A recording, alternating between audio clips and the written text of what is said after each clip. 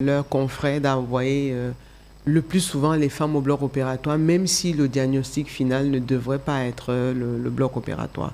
Donc c'est peut-être l'occasion de les exhorter à faire un peu plus attention. Et puis l'une des problématiques qui m'a aussi intéressée, c'est d'observer à la fin, parce que mon travail de thèse a porté sur les femmes en général. Et là, je découvre que la typologie des femmes que j'ai retrouvées dans mon travail de thèse, je retrouve cette même typologie chez les femmes médecins. Permettez-moi de rappeler les numéros, parce qu'on me le signale encore. Vous pouvez nous appeler au 6 73 81 82 10, au 6 73 81 82 10. Appel WhatsApp ou appel Orange au 6 58 31 14 55. Au 6 58 31 14 55. Donc n'hésitez pas, Madame Wogen est là pour ça. Elle pourra répondre à vos questions parce que bientôt c'est la fin de l'émission. Je suppose qu'il y a des gens qui veulent appeler, alors... Oui, madame. Je disais que la typologie a été identique parce que les bienheureuses que je retrouve chez les femmes ordinaires, je les retrouve également chez les médecins. Donc, la bienheureuse, c'est cette femme qui accouche sans problème. Oui. Elle est juste assistée par une infirmière accoucheuse, une sage-femme. La mère et l'enfant se portent bien. Il y a donc, après, on a les échappées belles. Il y a les bienheureuses meurtries, dont elle accouche normalement pour des raisons plus ou moins connues. Elle survit, mais le bébé décède. Les échappées belles, ce sont des femmes qui arrivent à l'hôpital, elles subissent l'épisiotomie, les déchirures de la vulve, subissent l'hémorragie de la délivrance, elles s'en sortent, mais elles gardent les séquelles pour la vie et leur bébé peut être en bonne santé, tout comme il peut être malade, il peut même mourir.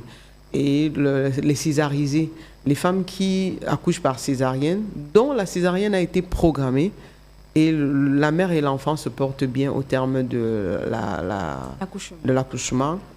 Les césarisées in extremis, donc elle arrive à l'hôpital, on se rend compte qu'il y a une détresse de l'enfant ou alors un problème qui oblige à la césariser.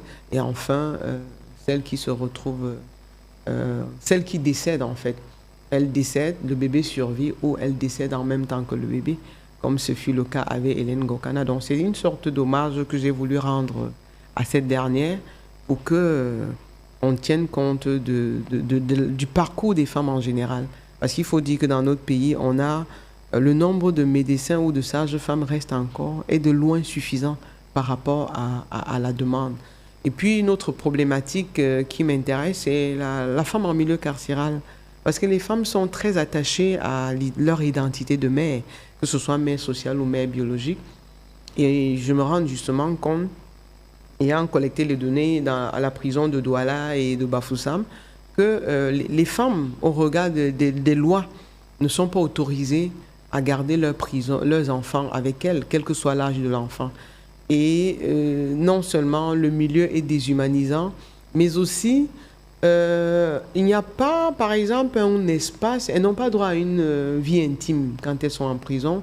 Il n'y a pas de boutique formelle où elles peuvent se procurer les serviettes hygiéniques. Parce que lorsqu'on est une femme, on a au moins 4 à 5 jours où on doit pouvoir saigner.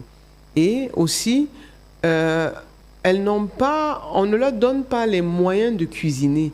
Ce sont elles qui doivent se débrouiller pour faire leur cuisine. On distribue certes les céréales, mais il n'y a pas les ustensiles de cuisine pour elles. Or, du côté des hommes, on leur donne, on prépare pour eux, même si la nourriture demande d'être la vie de la femme n'est pas du tout repos. Hein. Non, du tout. Repos. Alors, je voudrais vous interpeller, qu'est-ce que vous voulez donner comme conseil en ce genre sur ce plateau? Que les femmes, lorsqu'elles sont enceintes, prennent d'abord conscience d'elles-mêmes, parce qu'il y en a qui prennent souvent les mauvaises décisions. Elles doivent absolument aller faire les consultations prénatales. Et puis, s'il faut choisir où accoucher, moi, je les exhorte à aller dans les formations hospitalières publiques. Parce que dans plusieurs de nos hôpitaux privés, c'est d'abord l'appât du gain. Même s'il y en a quelques-unes qui se démarquent, mais... Quand on va à l'hôpital public, même s'il peut arriver qu'on soit rançonné là-bas, on est quand même sûr qu'il y a toujours un médecin